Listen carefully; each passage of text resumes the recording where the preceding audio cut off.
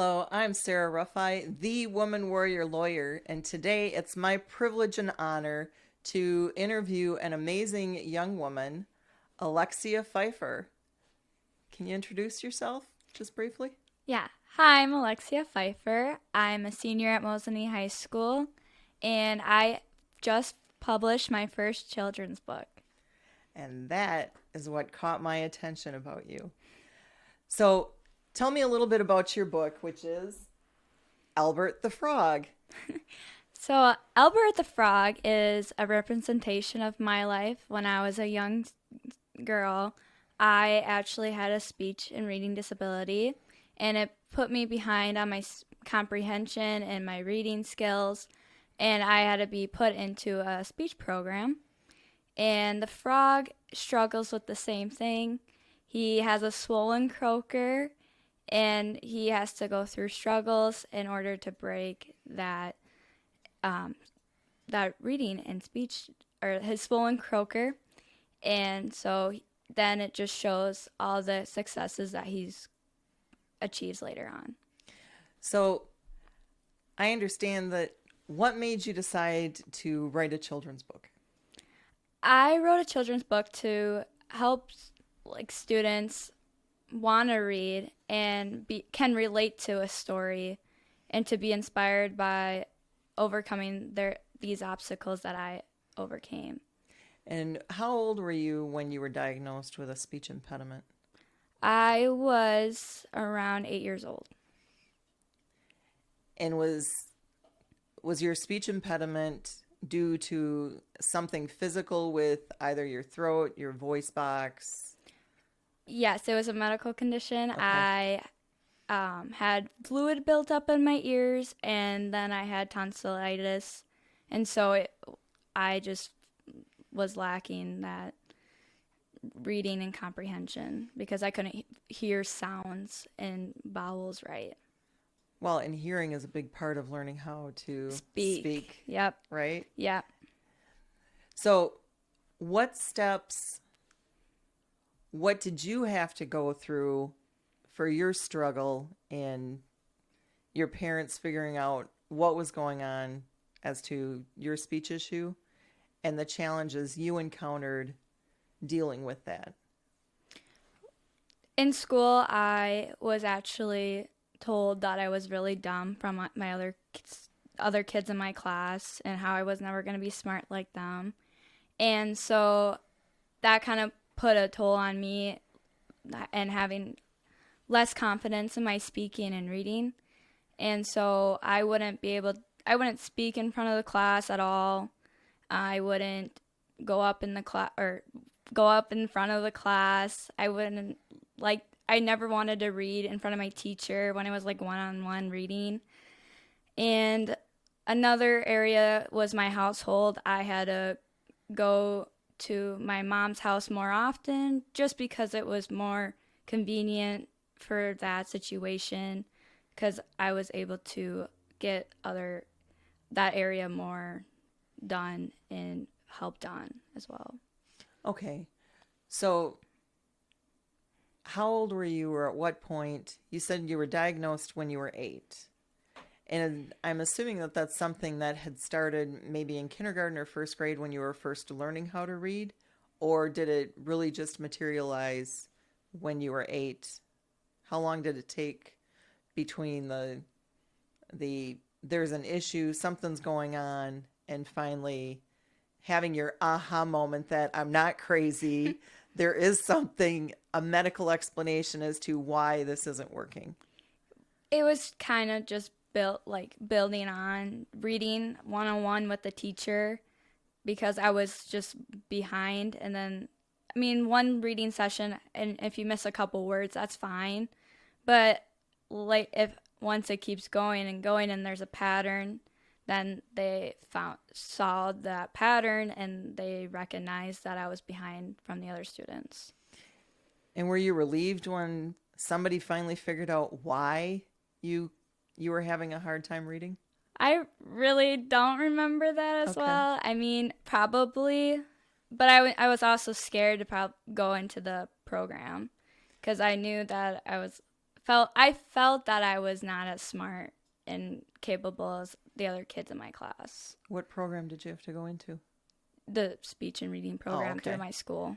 And did you have to have any type of medical procedures to help your hearing, or you just learned through other methods to get caught up on your reading? I just had my tonsillitis taken out, so that surgery, and that helped a lot. And then also medication. And if I had to venture a guess, it's my understanding that you are no longer considered the lowest or the dumbest kid in the class. Would that be right? That is right. You proved him wrong, Oh, right? yeah. I actually, so my junior year in high school, I took an AP class in English. Oh, funny how that works, isn't it? Yeah, it's kind of crazy. And the first semester was really rough. I'm not going to lie. I mean, my papers weren't as great as like other kids were. And then once I figured out how everyone else was doing it and learning the concept, I was able to pick it up, and I actually was able to do really well my second semester and be able to and just show myself that I could do it. Despite the lockdown. Yeah.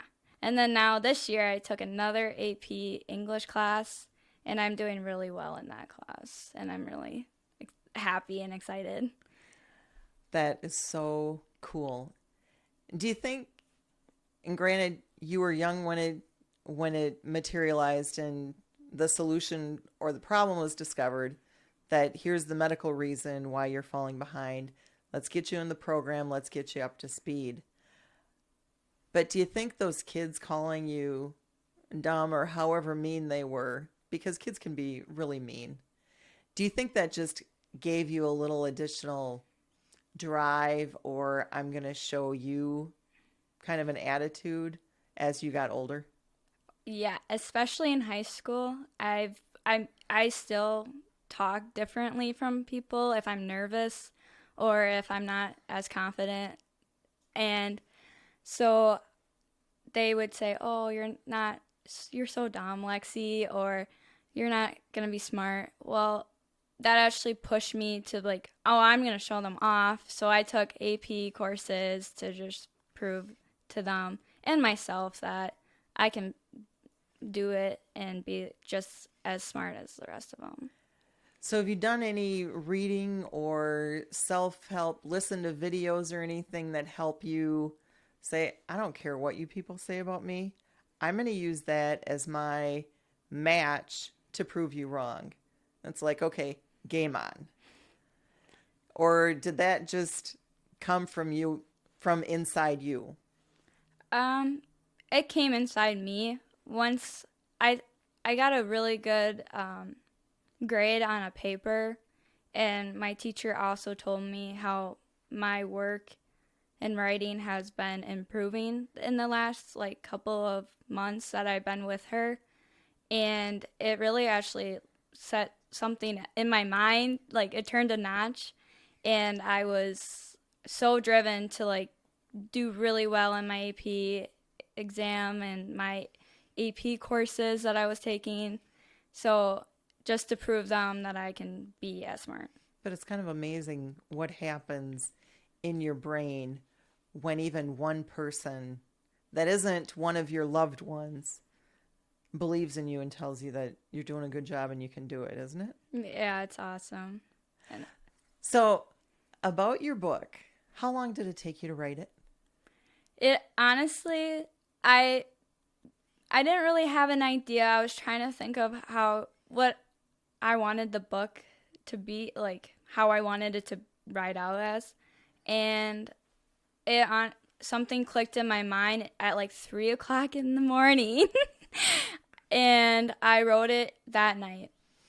So you woke up in the middle of the night, Just up with, this is what I want, yeah, and wrote it start to finish. Yeah, it was just, I had the idea. I was like, I can't stop now. And so I was like up until like 6:00, and I was like, oh, well, already. And before that aha moment in the middle of the night, had you already decided that the book was going to be about a frog? No. I had no idea. You, I your had- only idea was, I'm going to write a book yeah, and it's going to be designed to help kids overcome any struggle that any they, struggle that they have and that they have it inside of them to succeed. yeah. Yeah, and I wanted it based off of my story. So, but I didn't know it was going to be about a frog. I didn't know like anything, really anything.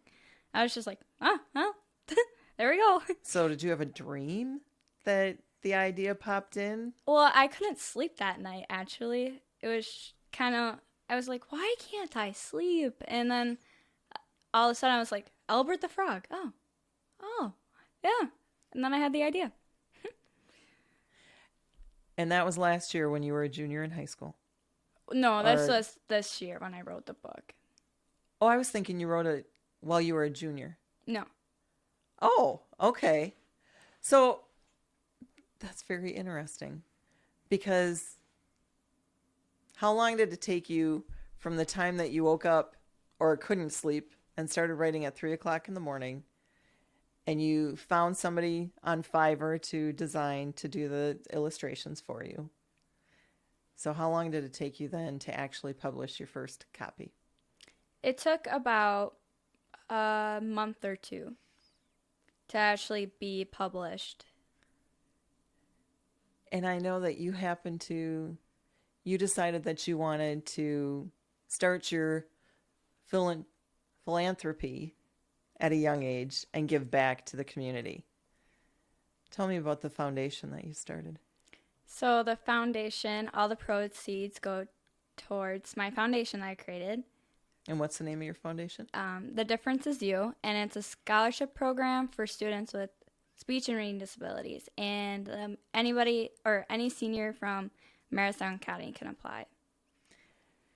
And in fact, you're handing out 2 scholarships this year, or giving them out since you can't do it in person. Yeah, I actually was able to read these applicants, and I actually did pick out 2 applicants this year. So that was really exciting, and now they're going to be announced that they have received a scholarship from me. And they're seniors in Marathon County. Yes, And is a scholarship for them to then go on to any type of yeah, secondary education, whether it's a technical college or a university. correct. And so how did you come up with the idea of, like, as a senior in high school, I want to create this foundation to give scholarships to people like me? So due to COVID, it was kind of hard to like do all their volunteering, and I wanted to do something for the community. And I'm a senior in I'm Mosney High School, and I just thought about, well, why don't I do a scholarship program? And then I didn't know how to do that as well, or what to do for that. And I knew I had to raise money for it, and I knew that I have to do it through someone. So we've met with some ladies from the community foundation, and they were able to set it up, and I was able to raise money from my book, and it just all happened. And how did you get the word out that the scholarship was available? I got the word out through my book. I've been going to book signings. I've been talking about it to like people at restaurants. I have been also putting it on my Facebook page and announcing that I wrote the book and I did the foundation. So how can people get a copy of your book? They can get a copy through Amazon. You could either get a paperback or a Kindle version. And can people just donate to your foundation rather than limiting to the books? Yes, they can. And that's through the Community Foundation of North Central Wisconsin? Correct. Is there something on your website or your Facebook page? Actually, do you have a website? Or just the Facebook? I just have the Facebook. Okay. So is there any type of a link on your Facebook page to that people can get to the foundation from there? Yes. That's so cool. So the scholarships and application process, what is the criteria, or how did you put your application together? So the applicants have to write an essay about their speech disability and reading disability, and about what their life was like. And then there's also they need 2 reference letters, and it doesn't matter about the GPA at all. They have to show their activities that they've done in the past 4 years, and basically sums it up. So how many people applied for your first scholarships, or how many people asked for the application for your very first set of scholarships? There was 11 who were applied for it. And they completed the whole application process? Only 4 of them have completed it. Okay. Was there any type of an interview that went with it, or simply based on the application and the essay? Just simply based on the application. How did you decide? Well, I just read through all the applications, and I mean, it was difficult because I liked a lot of all of them, and I just chose on which one just showed really, like, who was really wanting to get this application or this scholarship, and who really worked hard to get through what they overcame. So were you looking for people that the 2 that went to the top of the pile, if you will? Yeah. Did they resonate with your struggles more than the other ones, or well, first off, were you the only one that decided who the winners were going to be? No, it was me and a couple other people, like the people from the Community Foundation of North Central Wisconsin, and my mom as well. Okay.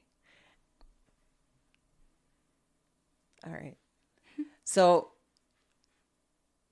well, I was going to say, are you going to actually go personally do the presentation, but not this year? Because I know from different organizations that I'm in, while they might be having in-person award ceremonies, the presenters are going to be the teachers or people from the school, nobody from the outside. Yeah. So do you have a goal for your foundation? Yeah, my goal is to raise enough money so it's a lifetime scholarship program, and that is to $25,000. I've already received $5,000 my first year, and I've already raised like $3,000 for this awesome. Next coming year, and I need $5,000 per year. So I've already made like $3,000 in the past 2 months. And how much are your scholarships that you're handing out? They're $500 each. So not only did you start a scholarship, your goal is to actually have it be an endowment, so Yes. that the earnings off of that money will then pay for those scholarships. Correct. That's amazing. So how do you, and I know that you've gone and done presentations like the Mosney Chamber, which is how I found out about you. I got an email from the Mosney Chamber of Commerce about this breakfast that they were having, and this amazing young woman that's going to be doing a presentation about a book she just wrote. For someone who did not like to get up in front of the class and read, or even read one-on-one, how do you like getting up in front of groups talking about Albert the Frog and your experience and your journey? It's been a little bit hard. I'm not gonna lie or sugarcoat it, but it's been really tough because A, I'm speaking in front of people. B, I'm also talking about my past and sharing what I've went through to random people, but To strangers. yeah, I mean, but at the same time, I'm doing it for other kids, and I'm also trying to do something for these kids to get a better education or to even just feel confident in themselves. So I'm just doing it for the right reason, and I know that. And so when I'm talking to these people about it, I feel like really just amazed and really awed about it. Well, you realize that public speaking is like the big fear of, I think it's in the top 3 fears. And I give you a lot of credit. But one of the things that you said that really struck me is you're doing it for the right reason and you're doing it to help others.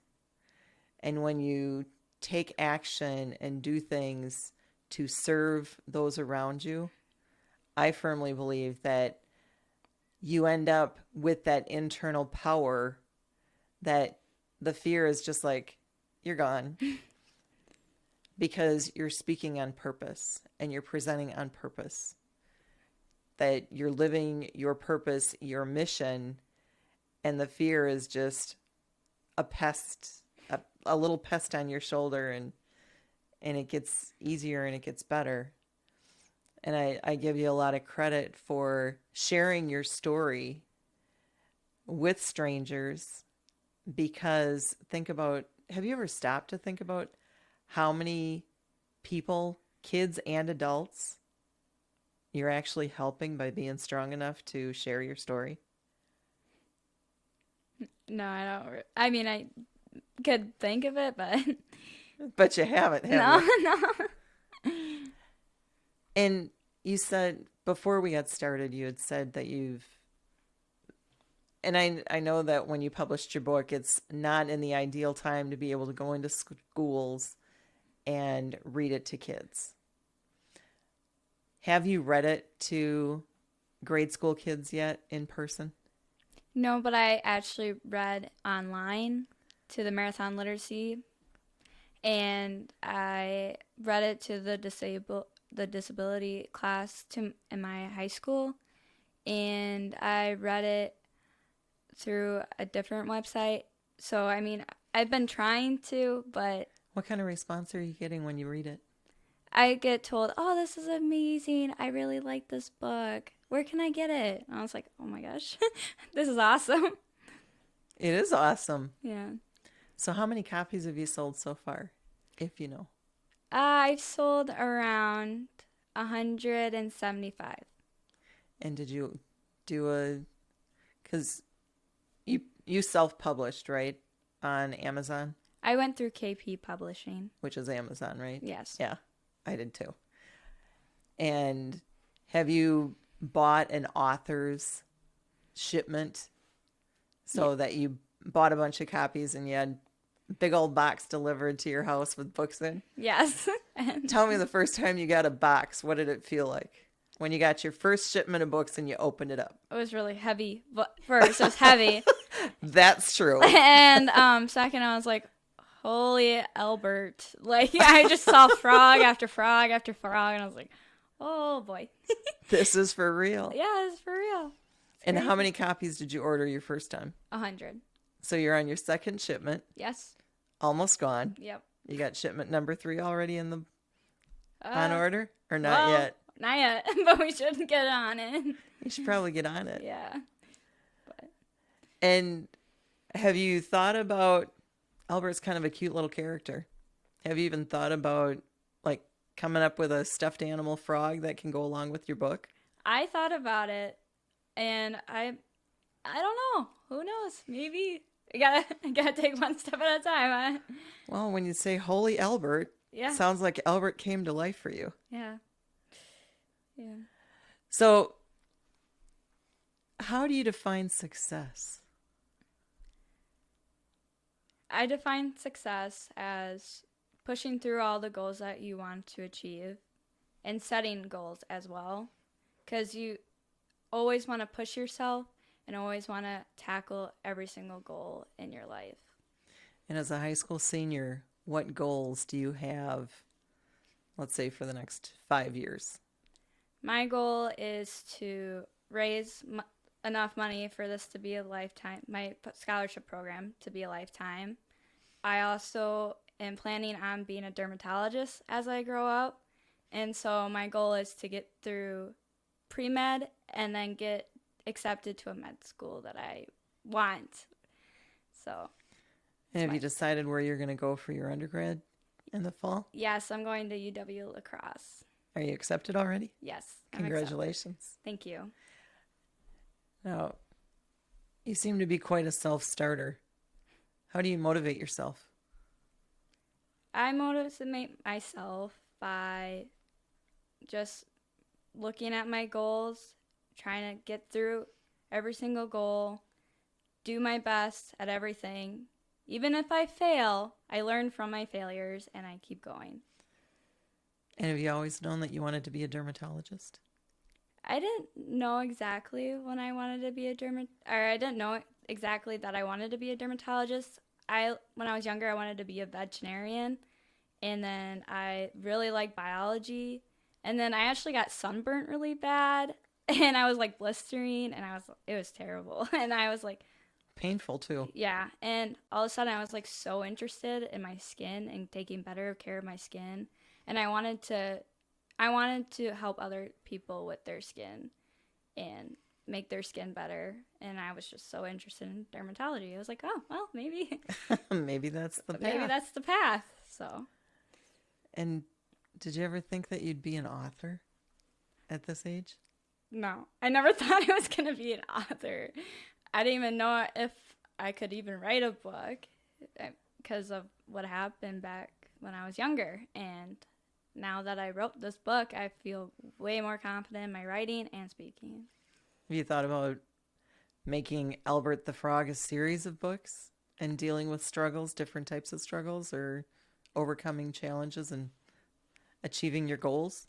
I've thought about making a couple more children's books, but I've also considered doing a chapter book. So I think I might lean towards a chapter book for older people, but I'm not quite sure. I mean, I'm debating which one I want to do yet.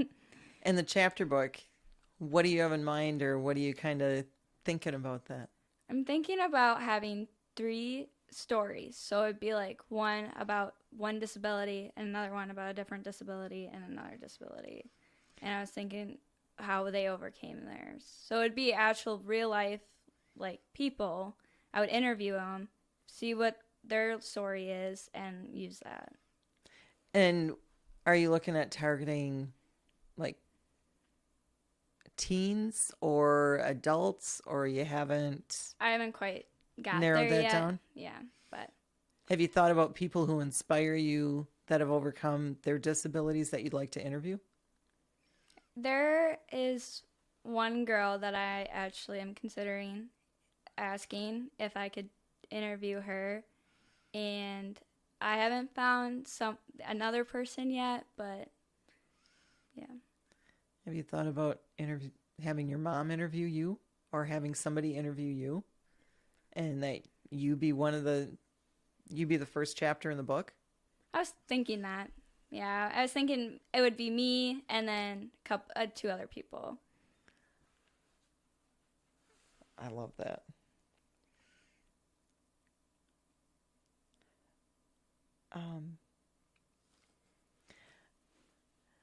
So, Tony, are you laughing at me?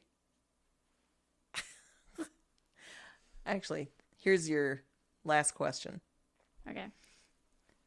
That if you could snap your fingers without doing any work, no effort on your part, and change one thing about society today, what would it be? If I could change one thing about society, I would change how people treat each other. I want people to be able to feel confident about themselves and not have someone tear them down for how they look, how they act, and how they associate in today. I want people to be able to be like, "Hi, how are you?" and not be so like mean towards them. That'd be nice, wouldn't it? Yeah, it'd be really nice. Kind of follow the golden rule. Yes. Or, the golden rule, treat others the way you want to be treated. And I have someone who always talks to me, Nope, I follow the platinum rule. Treat others the way they want to be treated. I'm like, well, okay, but you may not know how they want to be treated, but you certainly know how you want to be treated, and that's usually with a little compassion, love, and respect. Yeah. And I think I would agree with you that that's something that's sorely missing today and could certainly make a comeback. Yeah, and it definitely puts a toll on your life as well. Like, I mean, when people were mean to me, I mean, I lost confidence in myself. I just didn't want to like talk, or I didn't want to be around people. I mean, and then it kind of just affects you later on too. Oh, sure. I mean, it's not nice. Because that little voice in your head all of a sudden starts to listen to them and doubt what you can do, or am I really worthy? You know, am I what they say I am? But I love how your internal says, whatever. Yeah. I'm going to prove you wrong. Well, yeah, then you gotta just, build Done that with you. confidence and just say screw them. But And the more you do that, the easier it becomes. yeah. So thank you very much, Lexi. It has been an absolute pleasure. And if you liked what you heard today, first off, go to Amazon and check out Lexi's book, Albert the Frog, and check out our other podcasts on You and Your Life with Sarah Ruffi. Enjoy your life and live it on your terms. Thank you.